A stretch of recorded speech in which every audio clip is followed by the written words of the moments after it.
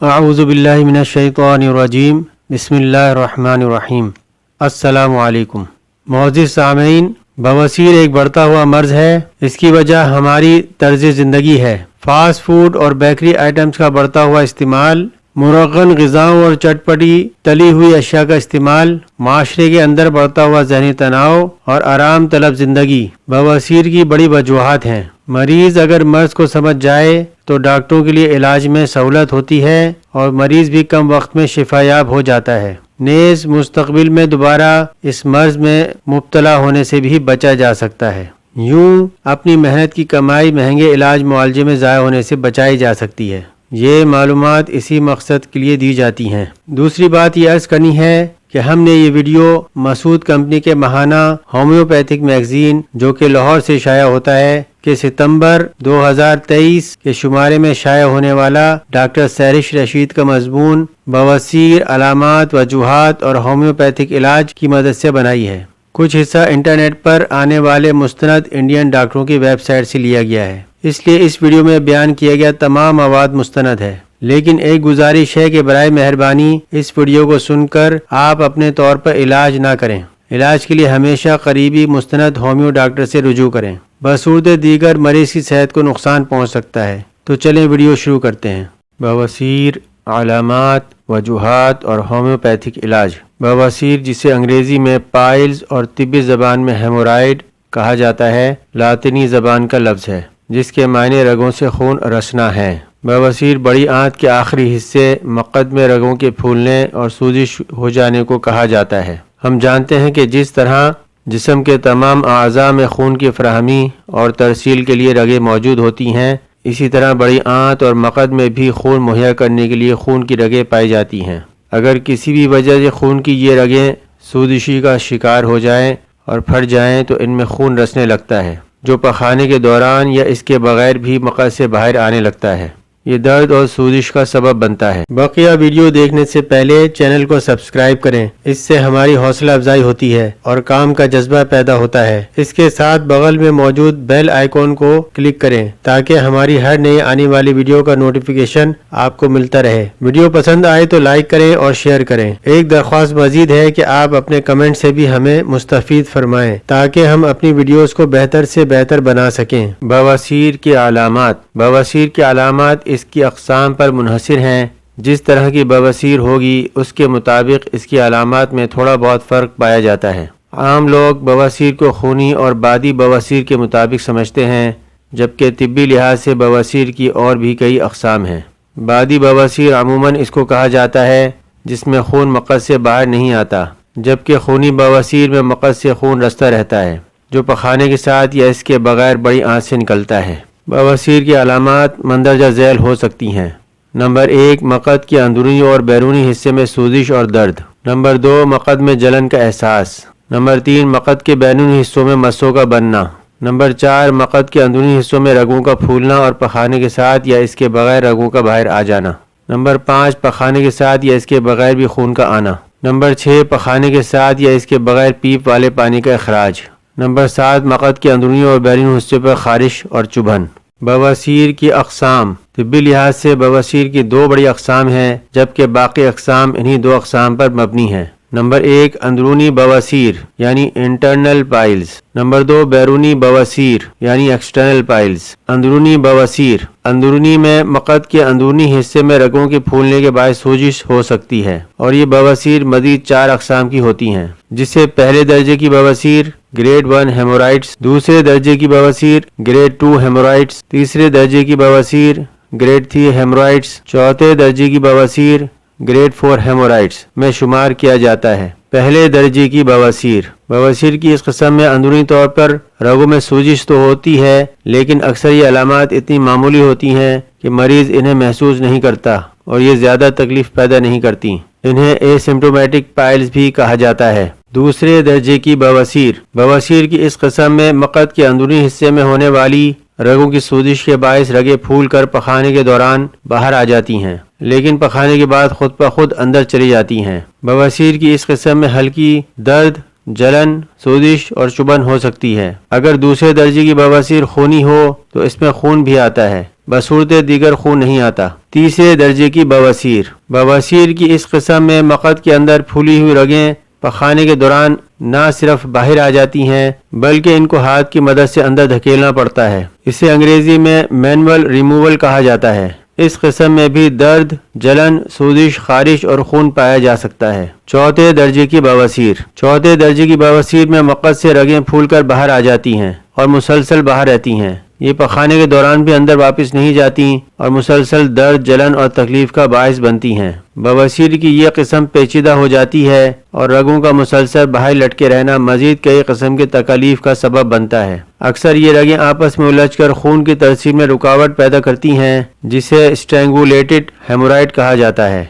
याद रहे कि मंदरजा झैल बाला बवासीर के चारों दर्जे अंदरूनी बवासीर की अकसाम में से हैं। बैरूनी बवासीर। बैरूनी बवासीर मकद के बैरूनी हिस्से पर जिल्द के नीचे या ऊपर नमूदार होती हैं और ये महकों या मसों की शक्ल में होती हैं जो एक या मुतअद्दिद हो सकते हैं। बवासीर अक्सर व बेशतर दर्द, जलन, सूजिश, खारिश या चुभन का बायस बनती है, लेकिन कुछ लोगों में यह अलामात बहुत मामूली होती हैं और जुज़वी वक्ती होती हैं जो खुद ब खुद भी ठीक हो जाती हैं। बैरूनी बवासीर में पखाने के दौरान जोर लगाने से अक्सर महकों में से खून रसने लगता है जो दर्द और तकलीफ पैदा करता है। बवासीर की वजूहात। बवासीर की वजूहात की अगर बात की जाए तो इसकी मुतअद्दिद वजूहात हैं। नंबर 1, दायमी कब्ज। यहाँ ध्यान रहे कि कब्ज के बारे में बहुत लोग मुकम्मल तौर पर ये नहीं जानते कि असल में कब्ज की कितनी अक़साम हैं और किस किस्म की हालत कब्ज कहलाती है। यहाँ क़ारिन के लिए थोड़ी वजाहत करता चलूँ। वर्ल्ड हेल्थ ऑर्गेनाइजेशन के मुताबिक हफ्ते में 3 बार से कम पखाने को कब्ज में शुमार किया जाता है, यानी एक दिन के बाद भी पखाना आने को नॉर्मल तस्वुर किया जाता है। तहम होम्योपैथी में ये अलामात महज अलामात ही नहीं बल्कि इसके पीछे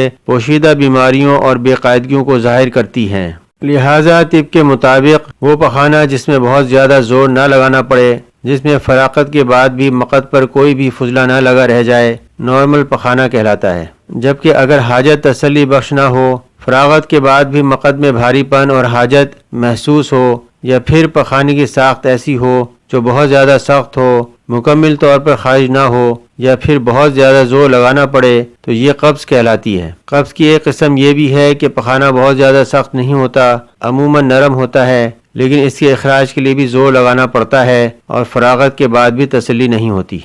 ये भी कब्ज़ की एक किस्म है और इसकी वजह आंतों की हरकत और सकनात का सुस्त होना है। अमूमन मरीजों को कब्ज़ की ही मुकम्मल तौर पर जानकारी नहीं होती और मुआलिज को इन्हें वजाहत देनी होती है कि तसल्ली बख्श हाजत क्या होती है। यहाँ बात कब्ज़ की हो रही है तो एक ऐसी सेहतमंद पति की बात बताना चाहूँगा, अक्सर व बेशतर लोगों को ये मालूम नहीं होती। एक तो पहली बात यह है कि हमारे घरों में मगरबी तहजीब के मुताबिक कमोड सिस्टम इंतहाई नुकसानदेह है और कब्ज़ के मरीजों के लिए और भी ज़्यादा तकलीफ का बाइस है। लिहाजा कोशिश करें कि सिर्फ वो लोग जो घुटने की दर्द और तकलीफ का शिकार हैं वो कमोड का इस्तेमाल करें, जबकि बाकी तमाम अफराद और दूसरे ज़मीनी फलश का इस्तेमाल करें। टिप यह है कि फलश पर बैठे हुए पखाने के दौरान अपना ज़्यादातर वज़न अपनी बाएं टांग और पाँव पर रखिए। ये आपको पखाने के अखराज में आसानी से मदद करेगा और इससे ज़ोर भी कम लगाना पड़ेगा। कब्ज़ बवासीर की एक बहुत बड़ी वजह यह है मुसलसल कब्ज़ रहने के बायस ज़ोर आजमाई करते रहना मकद में मौजूद बाफ्तों और पट्ठों को कमज़ोर कर देता है। ये बाफ्तें कमज़ोर होने से रगें फूलकर बाहर आ जाती हैं। ये बाफ्तें रगों के लिए कुशन मुहैया करती हैं और इनके ढीले पड़ जाने से रगें जल्दी टूट फूट का शिकार हो जाती हैं। लिहाजा कोशिश करें कि कब्ज़ का इलाज पहले करवाएं ताकि बवासीर का मसला मुकम्मल तौर पर हल हो सके।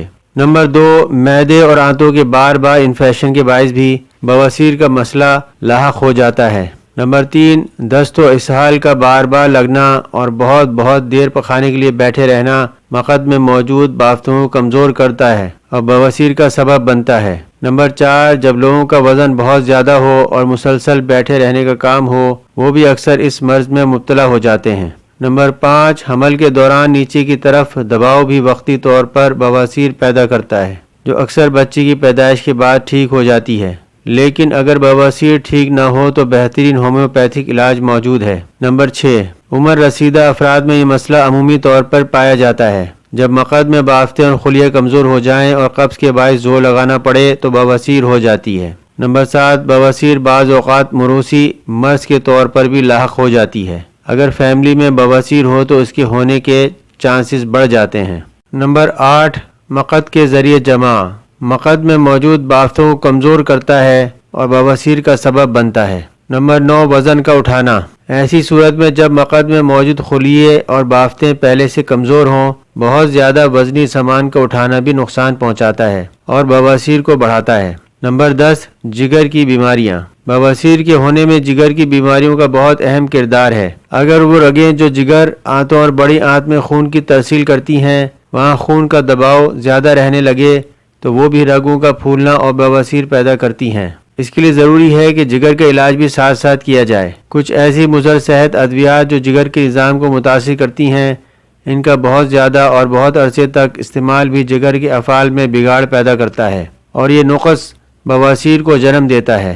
ایسی معاملات میں جگر کے نظام کو بہتر بنانے والی ہومیوپیتھک ادویات کا استعمال بواسیر کے لیے بہت مفید رہتا ہے۔ ہومیوپیتھک علاج۔ بواسیر کی تمام ہومیوپیتھک ادویات بواسیر کی علامتوں اور وجوہات پر منحصر ہیں۔ دوائی نمبر 1، ایلوسوکوٹرینا۔ بواسیر کی وہ قسم جس میں گچھوں کی شکل میں مسے باہر آ جائیں، شدید جلن جو ٹھنڈے پانی سے دھونے سے بہتر ہو جائے، مقد اور آنتوں میں نیچے کی طرف دباؤ محسوس ہو، اس کے ساتھ ساتھ آنتوں میں عدم تحفظ کا احساس، یعنی بغیر ارادے کے پخانہ خارج ہو جائے، حتیٰ کہ گیس خارج کرتے ہوئے بھی پخانہ خارج ہو جائے۔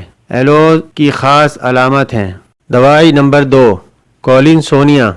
بواسیر جس میں عموماً دائمی قبض رہتی ہو اور بعدی بواسیر جس کے ساتھ مقد میں کھچاؤ کی کیفیت رہے، اکثر یہ عورتوں میں بچوں کی پیدائش کے بعد دیکھا گیا ہے یا پھر حمل کے دوران نیچے کی طرف دباؤ بھی اس کا سبب بنتا ہے۔ کولنسونیا سے شفا یاب ہو جاتے ہیں۔ دوائی نمبر 3، کالی کارب۔ یہ بواسیر کی بہت اچھی دوا ہے۔ اکثر خواتین میں بچی کی پیدائش کے بعد بواسیر ہو جاتی ہے، جو کہ عموماً ڈلیوری کے بعد قبض کے باعث یا حمل کے دوران ادویات لینے سے ہوتی ہے۔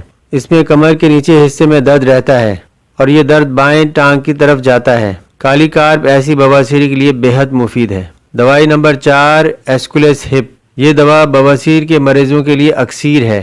جب قبضی عموماً نہ ہو پھر بھی بواسیر ہو جائے اور ساتھ میں کمر کے نچلے حصے میں بہت زیادہ درد اور اکڑاؤ رہتا ہو، درد مقد سے ہوتا ہوا کمر تک جائے اور جلن بھی مقد سے لے کر کمر تک ہو، اس کے لیے ایسکولیس ہپ بہترین دوا ہے۔ اس میں بادی اور خونی دونوں طرح کی بواسیر پائی جاتی ہیں۔ دوائی نمبر 5، ریٹنہیا۔ یہ بواسیر کی بہت اچھی دوا ہے، لیکن اکثر اس دوا کے بارے میں بہت کم معلومات ہونے کے باعث اسے کم استعمال کیا جاتا ہے۔ شدید چبھن کا احساس ریٹنہیا سے بہت جلد افاقہ پاتا ہے۔ ایسی بواسیر جس میں شدید جلن کا احساس جیسا کہ آگ لگی ہو، ریٹنہیا کی اہم علامت ہے۔ دوائی نمبر 6، پوائنیا۔ پوائنیا بھی بواسیر کی بہت اچھی دوا ہے۔ اس میں مقد میں شدید خارش، پخانے کرنے کے بعد درد جلن کے ساتھ اندرونی طور پر سردی کا احساس ہوتا ہے، یعنی مقد میں جلن کے ساتھ مریض اندرونی طور پر سردی، کپکپاہٹ محسوس کرتا ہے۔ مقد کے السر اور سوزش کی صورت میں بھی پوائنیا دی جا سکتی ہے۔ بواسیر کے علاوہ یہ مقد کے فسٹولا کی بھی بہت اچھی دوا ہے۔ دوائی نمبر 7، نائٹرک ایسڈ۔ مقد کے درد، جلن اور مسوں کی بہت اچھی دوا ہے۔ قبض کے ساتھ پخانہ جس میں مقد کے کٹنے کا احساس، پخانہ بہت زیادہ سخت اور زور لگانا پڑے، جس میں مقد کی جلد پھٹ جائے اور فشر بن جائیں۔ نائٹرک ایسڈ کا مریض اکثر معدے کی تیزابیت کا شکار رہتا ہے۔ منہ میں چھالے اور لعاب کی زیادتی جو معدے کی تیزابیت کے باعث ہو، یہ اینل فشر کی بھی بہترین دوا ہے۔ مریض طبیعتاً کینہ پرور، بدلہ لینے والا اور دل میں غصہ پالنے والا ہوتا ہے۔ نائٹرک ایسڈ کے تمام اخراج، منہ کا ذائقہ، لعاب، پسینہ، پیشاب اور پخانہ بدبودار ہوتے ہیں اور یہ نائٹرک ایسڈ کے مریض کی بہت بڑی پہچان ہے۔ دوائی نمبر 8، نکس وومیکا۔ نکس وومیکا معدے اور آنتوں کے امراض کی بہترین دوا ہے۔ نکس وومیکا کا مریض زیادہ تر زندگی کا حصہ قبض میں ہی گزارتا ہے، جس کی وجہ سے بواسیر ہونے کے امکانات بڑھ جاتے ہیں۔ چائے، کافی کا زیادہ استعمال اور دیر تک بیٹھ کر کام کرنے کی وجہ سے آنتوں میں خشکی اور آنتوں کی حرکات متاثر ہوتی ہیں۔ نکس وومیکا کے مریض کو بار بار پخانے کی حاجت ہوتی ہے، لیکن فراغت کبھی بھی تسلی بخش نہیں ہوتی۔ بڑی آنت میں مسلسل پخانے کی موجودگی کا احساس، طبیعت میں غصہ، چڑچڑاپن اور بادی بواسیر اس کی اہم علامات ہیں۔ تیز مرچ مسالوں کا استعمال بواسیر کے مرض کو بڑھاتا ہے۔ دوائی نمبر 9 ہیماملس۔ یہ دوا اس وقت استعمال کروائی جاتی ہے جب بواسیر خونی ہو اور پخانے کے ساتھ یا اس کے بغیر مقد سے خون کا اخراج ہوتا ہو۔ خون کے ساتھ ساتھ مقد میں دکھن کا احساس بھی رہتا ہے۔ دوائی نمبر 10 ملی فولیم۔ ملی فولیم مدر ٹنکچر بھی خونی بواسیر میں خون کے اخراج کو روکنے کا کام کرتا ہے۔ خونی بواسیر کے لیے ہیماملس یا ملی فولیم دونوں میں سے کوئی بھی استعمال کروایا جا سکتا ہے، کیونکہ یہ وقتی طور پر خون کے اخراج کو روکنے کے لیے استعمال ہوتا ہے۔ اس کے علاوہ علامات کی بنیاد پر 7 دوا لازمی دی جائے گی۔ دوائی نمبر 11 چیلیڈونیم۔ جیسا کہ پہلے واضح کیا جا چکا ہے کہ جگر کے افعال میں خرابی کے باعث بھی بواسیر کا مرض لاحق ہو جاتا ہے، لہذا جگر کے افعال کو بہتر بنانے کے لیے بھی دوا لازمی ساتھ دینی چاہیے۔ اس میں چیلیڈونیم یا کارڈس مار مدر ٹنکچر میں سے کوئی بھی استعمال کروایا جا سکتا ہے۔ بواسیر کے مریضوں کے لیے غذا کا استعمال۔ بواسیر کے مریضوں کو غذا میں کچھ احتیاطی تدابیر اختیار کرنی ضروری ہوتی ہیں۔ نمبر 1 گوشت کا استعمال بہت کم کیا جائے، یہ بواسیر کے مرض کو بڑھاتا ہے۔ نمبر 2 خوراک میں تازہ پھل اور سبزیاں لازمی استعمال کریں۔ نمبر 3 کچی سبزیاں بند گوبھی، چقندر، کھیرا، مولی، گاجر، سلاد کے پتے اور پپیتا بہت مفید ہے۔ یہ فائبر مہیا کرتا ہے جو قبض کو بھی دور کرتا ہے اور وٹامن سی فراہم کر کے آنتوں کے زخم کو مندمل ہونے میں مدد دیتا ہے۔ نمبر 4 روزانہ کی بنیاد پر 8 سے 10 گلاس پانی زیادہ پئیں۔ نمبر 5 مرچ مسالوں، چائے، کافی کا استعمال کم کر دیں۔ نمبر 6 اپنی روزمرہ زندگی میں ورزش اور سیر لازمی شامل کریں، یہ آپ کو بہت سی بیماریوں سے بچاتا ہے۔ نمبر 7 ذہنی دباؤ کو کم کرنے کے لیے مراقبہ، یوگا اور قدرتی فضا میں سیر اور ورزش بہت ضروری ہے۔ نمبر 8 مسلسل بیٹھ کر کام کرنے والے افراد ہر 1 گھنٹے بعد اپنی نشست سے اٹھ کر کھڑے ہوں اور 1 منٹ کھڑے رہنے کے بعد دوبارہ بیٹھیں۔ ہم نغمۂ قرآنی دنیا کو سنا دیں گے، ہر قلب میں چاہت کی ایک آگ لگا دیں گے۔ ہم نغمۂ قرآن